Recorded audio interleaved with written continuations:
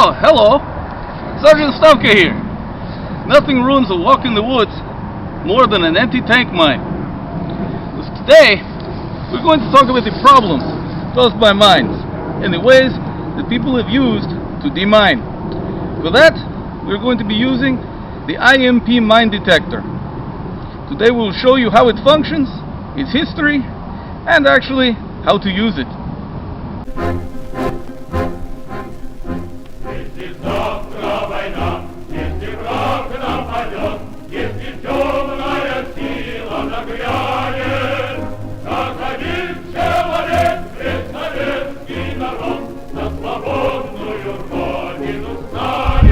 Anti-personnel mines were used in the United States Civil War of the 1860s.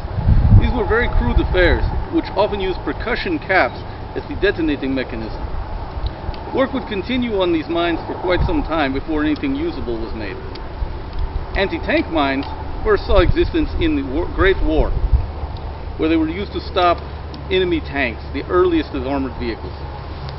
They were very crude, usually having a large amount of high explosive, and were pressure activated. Soldiers had limited ability to detect these mines, would have to rely on a mine probe, or they would have to just see disturbances in the terrain. The first industrially produced anti-tank mines came about around 1935, the German Teller mine and the Soviet TM-35 anti-tank mine. Anti-personnel mines would come about in a crude form for the Soviet Union and many other nations around the late 1930s. It was also around this time that the first Soviet mine detector, with the beginning of the Great Patriotic War, it was discovered that new mine detecting equipment was needed. Many of these were developed in 1942. They were the VIM-203, the VIM-625, and several other designs, some of which were even designed to fit at the end of a Mosin Nagant rifle. By the time the war ended, many of these extra designs were no longer needed, and many were phased out. However, the VIM-625 was considered to be very valuable and still useful, and it was modified. The modified VIM-625 was used in the 1950s, where it became known as the UMIV-1 mine detector.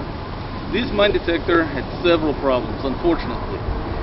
The audio tone was always on unless it detected the mine, which induced a lot of ear fatigue to the operators. And eventually they were no longer able to hear the tone, nor whenever the tone would drop out.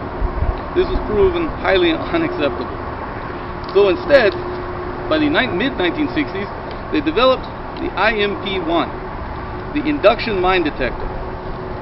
This mine detector, in its seeker head, has two magnetic fields that are balanced, and they only emit a tone whenever they go across something metal that imbalances them. This was used all the way into the 1980s in the war in Afghanistan. In the modern era, these are still used, even though they have been replaced by many other modern types. Action.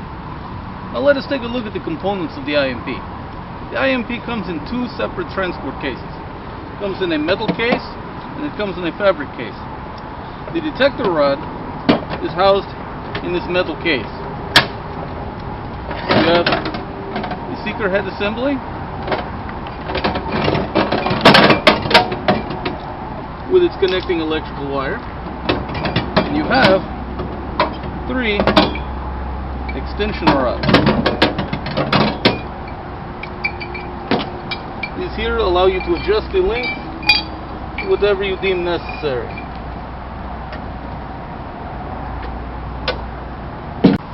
The second part is the carry case. It's made of durable canvas. It even has straps on the back to be worn in a sapper's belt. Inside the carry case, we found the main electronics components. You have the TA-56 headset, and you have the primary box for the whole device. Batteries.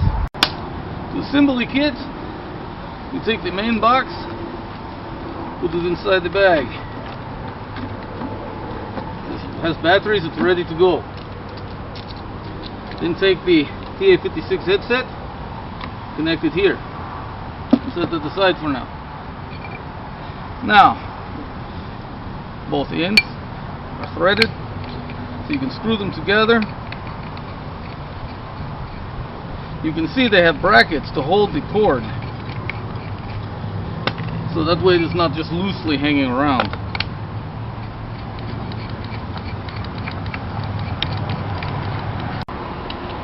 Here we have the completed rod. The wire is connected, it's clipped together, and here it is connected to the main analyzer box. So here you have the completed set, and it's ready for action. We'll be showing you how this works here shortly. Once the device is assembled, you must calibrate it. This is only done rarely, usually when you first get it from the factory or after a new set of batteries. You must first turn the device on. Then what you have to do is you manipulate the fine controls until you can actually change the tone to where you get the lowest possible sound.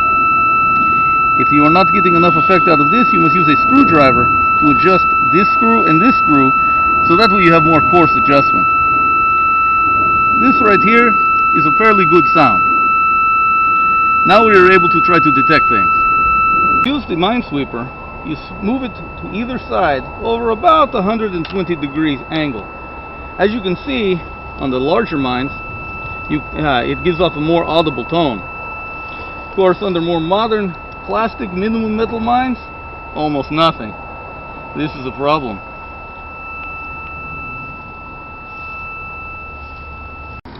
According to the Special Engineering Reconnaissance Manual, the IMP is designed to be used in one of two positions when sweeping for mines. The most common position that the minesweeper will be sweeping for mines is in the standing walking position. When he does this, he will be moving in a straight line, bringing the sweeper head 120 degrees in front of him, backwards and forwards. It goes something like this.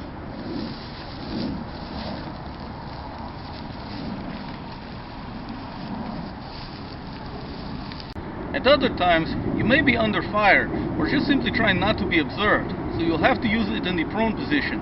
For that, you use only the seeker head, and you go into the prone position and you slowly move forward while scanning.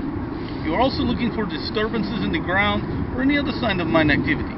I will demonstrate.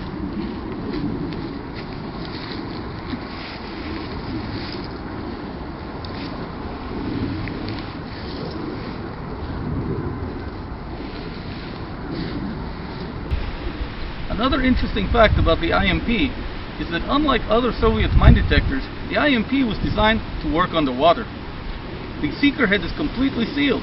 This allows it to function at depths of up to 10 meters underwater. Allow me to demonstrate.